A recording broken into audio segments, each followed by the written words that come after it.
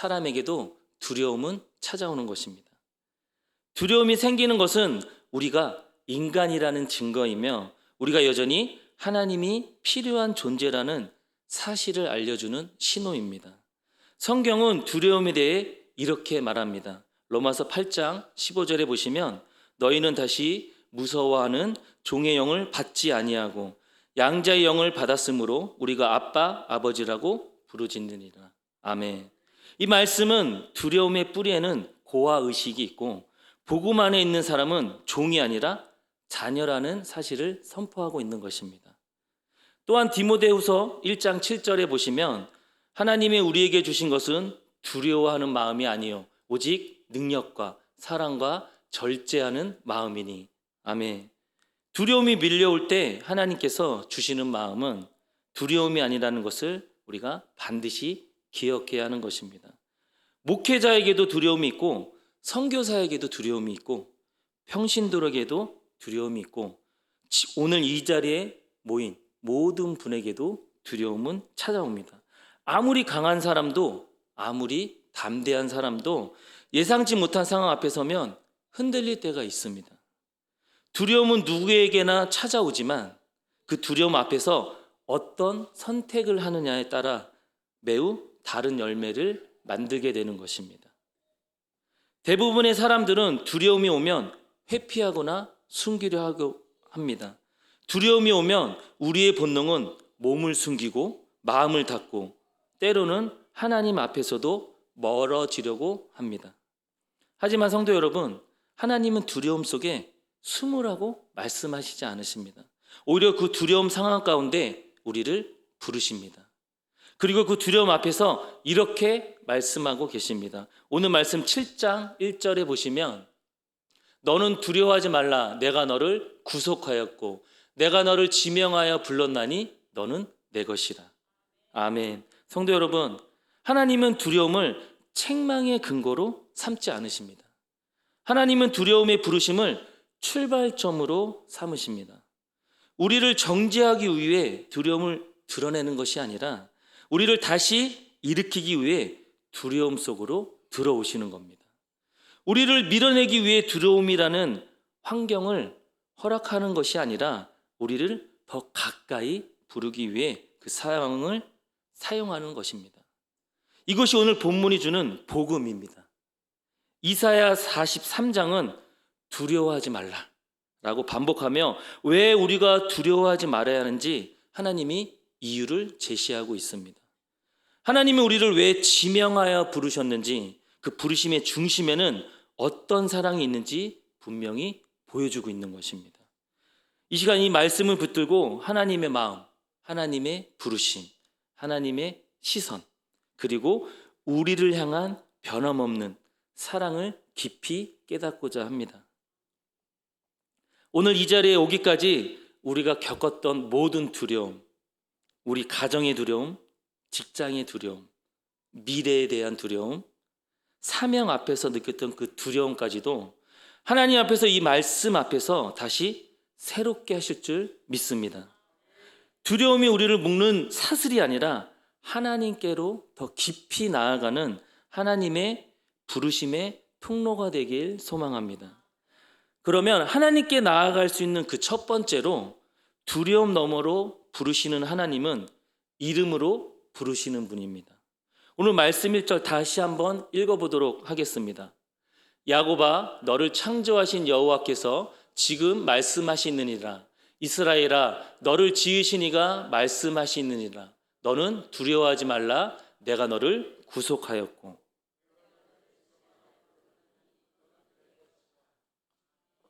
아멘. 하나님은 우리를 어떤 군중의 일부로 부르지 않으셨습니다. 하나님은 우리를 이름으로 부르셨습니다. 우리는 종종 스스로 미미한 존재라고 느끼지만 하나님은 우리를 절대 그렇게 보지 않습니다.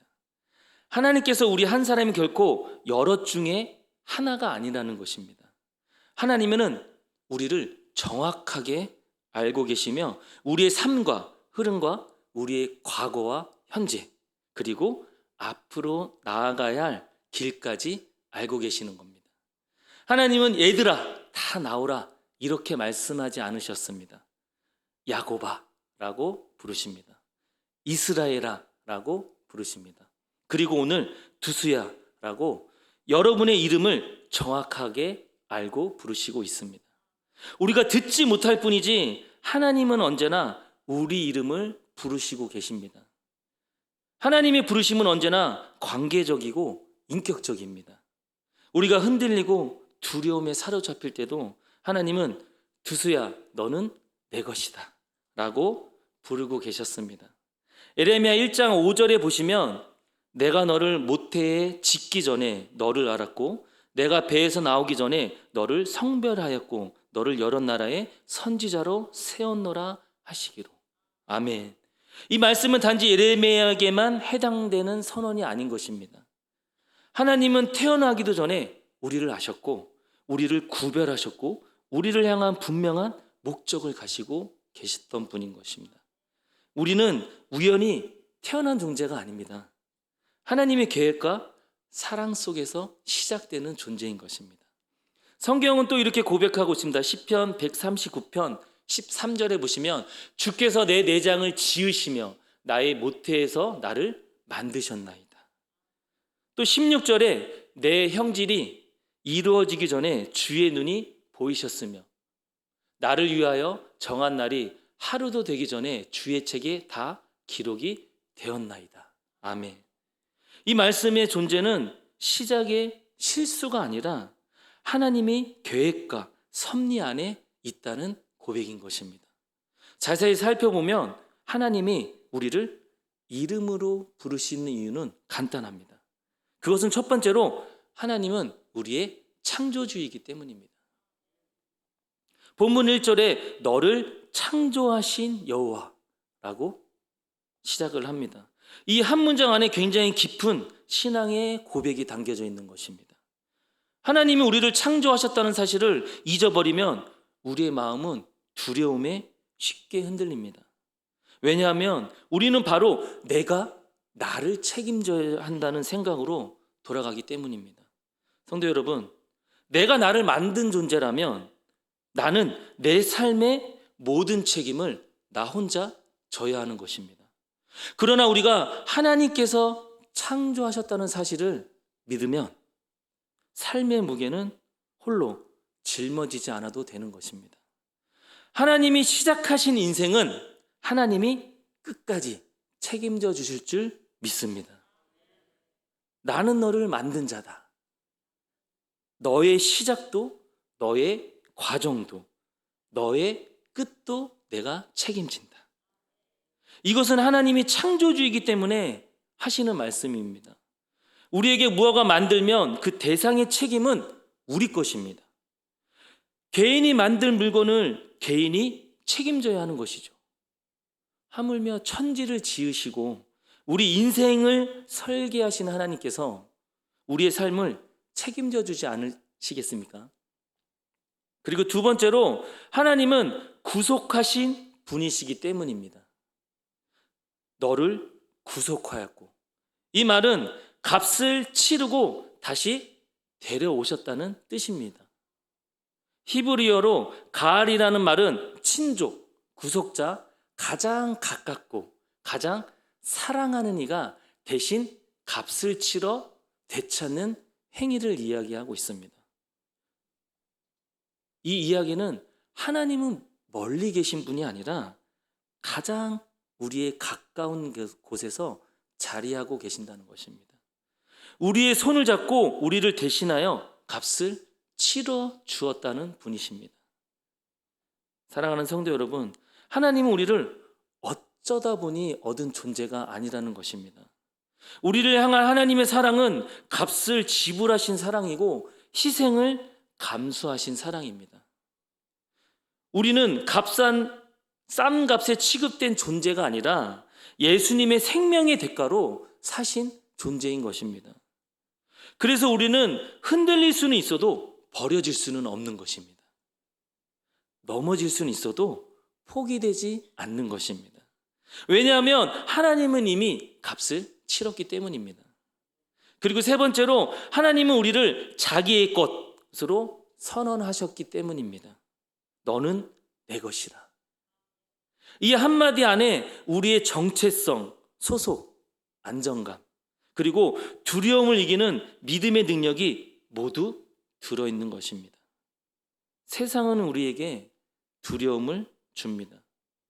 세상은 분주함으로, 비교로, 불확실함으로 계속해서 우리의 마음을 흔들고 있는 것입니다. 그러나 하나님은 우리에게 정체성을 주고 있습니다. 우리가 어디에 속해 있든지, 누구의 것인지, 누가 나의 주인인지 분명하게 말씀하고 계십니다. 세상은 우리에게 불확실함을 말하고 있지만 하나님은 우리에게 소속을 말씀하고 계십니다. 그리고 그 소속은 단순한 소속이 아니라 하나님의 것이라는 선언인 것입니다. 너는 내 것이다. 아멘. 이 말씀은 우리의 두려움을 이길 수 있는 가장 근원적 힘이 되는 것입니다. 우리는 혼자가 아닙니다. 버려진 존재가 아닙니다. 하나님께 속한 존재입니다. 이 사실을 깨닫고 당당하게 나아갈 수 있는 우리 귀한 베들레헴 교회 성도님들 되시길 소망합니다. 그리고 두 번째로, 두려움 너머로 부르시는 하나님은 함께 건너게 하시는 분이십니다. 2절을 함께 읽어보겠습니다. 내가 물 가운데로 지날 때에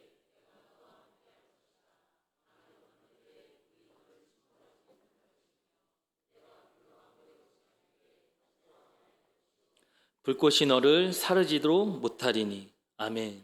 우리 성도 여러분, 여기서 중요한 것은 하나님이 물과 불을 없애겠다라고 말씀하지 않으셨던 것입니다. 하나님은 우리가 두려워하는 것들을 완전히 제거해 주겠다라고 이야기를 하고 있지 않습니다. 여전히 우리의 삶에는 물이 있고 불이 있고 폭풍이 있습니다. 하지만 하나님은 말씀하십니다. 내가 그 가운데로 지나갈 때, 내가 그 한복판을 건너갈 때 내가 너와 함께 있겠다. 하나님은 우리가 피해가는 인생을 걷기보다 함께 통과하는 인생을 걷도록 부르시는 분이십니다. 그리고 하나님과 함께 가는 인생은 고난이 있어도 무너지지 않는 인생인 것입니다. 이것이 성경에서 계속 반복되는 하나님의 원리인 것입니다. 시편 23편 4절에 다윗은 이렇게 고백하고 있습니다. 함께 읽어보겠습니다. 내가 사망의 음침한 골짜기로 다닐지라도 해를 두려워하지 않을 것을 주께서 나와 함께 하심이라. 주의 지팡이와 막대기가 나를 안위하시나이다. 아멘. 하나님이 다윗을 사망의 음침한 골짜기에서 빼내주지 않으셨습니다. 그 골짜기를 함께 지나가게 하셨던 것입니다. 하나님은 종종 우리를 고난에서 건져 올리시는 것이 아니라 고난 한가운데서 하나님을 드러내십니다. 성경은 또 이렇게 이야기를 하고 있습니다. 이사야 41장 10절입니다. 두려워하지 말라. 내가 너와 함께함이라. 놀라지 말라. 나는 내 하나님이 됨이라. 내가 너를 굳세게 하리라. 참으로 너를 도와주리라. 참으로 나의 의로운 오른손으로 너를 붙들이라. 아멘. 또 히브리서 13장 5절에는 내가 결코 너희를 버리지 아니하고 너희를 떠나지 아니하니라 하셨나이다. 아멘. 환경이 바뀌어도 곁에 계신 하나님 때문에 상황을 견딜 힘을 우리는 얻을 수 있는 것입니다. 우리는 흔히 이렇게 이야기를 합니다. 하나님, 왜 이 어려운 상황을 없애주지 않으십니까? 왜 이 문제를 해결해 주지 않으십니까? 그러나 하나님은 우리에게 이렇게 이야기를 하십니다. 나는 상황을 없애주는 하나님이 아니라 상황 속에서 너와 함께하는 하나님이다. 이스라엘은 홍해를 없애서 건넌 것이 아닙니다. 홍해 한가운데로 난 길을 따라 걸었던 것입니다. 홍해는 여전히 양옆에 넘실거렸고 바람은 강했고 상황은 위협적이었습니다. 하지만 그곳에서 하나님은 길을 내셨습니다. 다니엘의 세 친구 사드락, 메삭, 아벳느고도 불 한가운데로 들어가지 않도록 하나님이 막으시지 않으셨습니다. 불 속에 함께 하나님으로 인해 살아났던 것입니다. 성도 여러분, 하나님은 우리를 불로부터 지켜주시는 방법은 불을 없애게 하는 것이 아니라 불 속에서 하나님의 손이 우리를 붙드시는 겁니다. 우리의 삶에도 물 같은 상황이 있고 불 같은 순간이 있습니다. 감당할 수 없는 문제, 소리 없이 우리를 짓누리는 염려, 한 번에 해결되지 않을 것 같은 이 현실. 그러나 우리는 두려워할 것이 없는 것입니다. 하나님은 그 자리에서 우리에게 이렇게 이야기를 하고 있습니다. 내가 너와 함께한다. 너를 침몰하게 두지 않겠다. 너를 태우게 두지도 않겠다. 불이 우리의 몸을 스칠 수는 있지만 우리를 영원히 태우지는 못합니다. 물이 우리의 발목을 적실 수는 있지만 삶을 침몰시키지는 못하는 것입니다. 왜냐하면 하나님이 함께 하시기 때문입니다. 그리고 마지막으로 두려움 너머로 부르시는 하나님은 우리의 목적을 향해 이끄시는 분입니다. 4절을 함께 읽어보도록 하겠습니다. 보배롭고 존귀하며 내가 너를 사랑하였은즉 내가 내 대신 사람들을 내어주며 백성들이 내 생명을 대신하리니. 아멘. 여기서 하나님은 단순히 우리의 두려움을 제거하신다든지 우리의 문제를 해결해 주신다든지 하는 말씀을 하시는 것이 아닙니다. 하나님은 우리의 삶의 근본적인 목적을 말씀하고 계시는 겁니다. 우리는 우연히 이 땅에 존재하는 것이 아닙니다. 하나님의 영광을 위해 지음받은 존재인 것입니다. 5절에서 7절을 그 목적을 더 분명하게 이야기를 하고 있습니다. 우리 함께 5절에서 7절을 읽어보도록 하겠습니다. 두려워하지 말라. 내가 너와 함께하여 내 자손을 동쪽에서부터 오게 하며 서쪽에서부터 너를 모을 것이며 내가 북쪽에게 이르기를 내놓으라. 남쪽에게 이르기를 가두어 두지 말라. 내 아들들을 내 먼 곳에서 이끌며 내 딸들을 내 끝에서 오게 하며 내 이름으로 불려지는 모든 자 곧 내가 영광을 위하여 창조한 자를 오게 하라. 그를 내가 지었고 그를 내가 만들어. 아멘. 하나님은 우리가 두려움에서 벗어나는 것을 목표로 하고 있지 않으십니다. 하나님은 우리가 사명으로 나아가는 것을 목표로 하고 계시는 겁니다. 우리의 두려움을 없애시기보다 그 두려움을 지나 하나님의 뜻으로 걸어가게 하고 있으신 것입니다. 단순히 우리가 편안하게 사는 것을 바라지 않으십니다. 하나님께서 바라시는 것은 우리가 그분의 목적을 따라 살아가는 것입니다. 하나님은 우리를 보배롭고 존귀하게 여기고 있습니다. 우리는 스스로 약해 보일 때가 있지만 하나님은 우리를 존귀한다, 사랑한다 라고 말씀하고 계시는 겁니다. 이 말씀은 우리의 가치가 어디에서 오는지를 보여주고 있는 것입니다. 우리의 가치는 상황에서 오는 것이 아닙니다. 성취에서 오는 것도 아닙니다. 우리의 가치는 하나님이 우리에게 부여하신 것, 그리고 하나님은 우리의 목적 있는 존재로 부르시는 것입니다. 우리의 삶에는 하나님의 계획이 있고 우리가 가야 할 길이 있는 것입니다. 우리는 두려움 속에 멈추기 위해 존재하지 않는 것입니다. 하나님은 두려움을 지나 사명의 자리로 이끄시는 것입니다. 로마서 8장 28절에 보시면 우리가 알거니와 하나님의 사랑하는 자 곧 그의 뜻대로 부르심을 입은 자들에게는 모든 것이 협력하여 선을 이루니라. 아멘. 선교사로, 목회자로, 부흥의 도구로 준비되는 사람에게 이 말씀은 더 분명하게 다가오는 것입니다. 하나님은 단지 두려움을 이기게 하는 분이 아니시라 두려움을 뚫고 열방을 하게 나아가게 하는 하나님이십니다. 하나님은 사명을 맡길 때 두려움이 없는 사람을 사용하는 것이 아니라 두려움이 있어도 하나님의 부르심에 따라 일어나는 사람을 사용하십니다. 그러므로 우리 사랑하는 성도 여러분, 하나님은 여러분을 부르셨다면 그 부르심에는 반드시 목적이 있는 것입니다. 그리고 하나님이 정하신 목적을 향해 나아갈 때 두려움은 반드시 여러분의 발목을 잡지 못하는 것입니다. 베드로전서 2장 10절에도 이렇게 이야기를 하고 있습니다.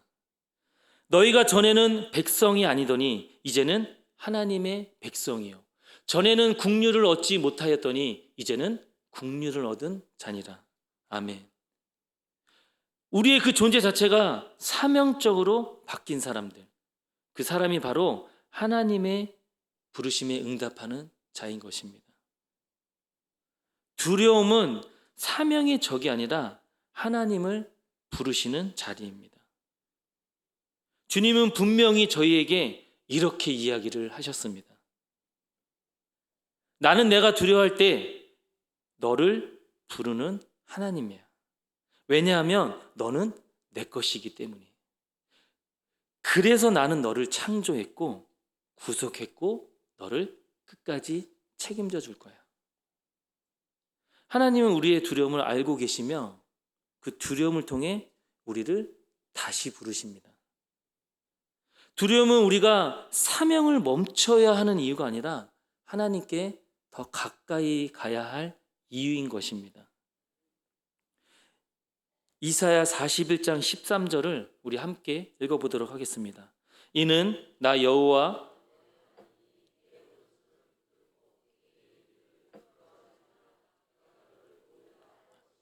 아멘. 이 말씀은 하나님이 멀리서 관망하는 분이 아니라 두 손을 잡고 직접 일으키시는 하나님이라는 사실을 보여주고 있는 것입니다. 두려움은 하나님의 손을 잡아 올리시는 순간을 경험할 수 있는 통로입니다. 우리가 깊은 물속에 빠진 듯한 순간에도 하나님은 그 자리에 계셨습니다.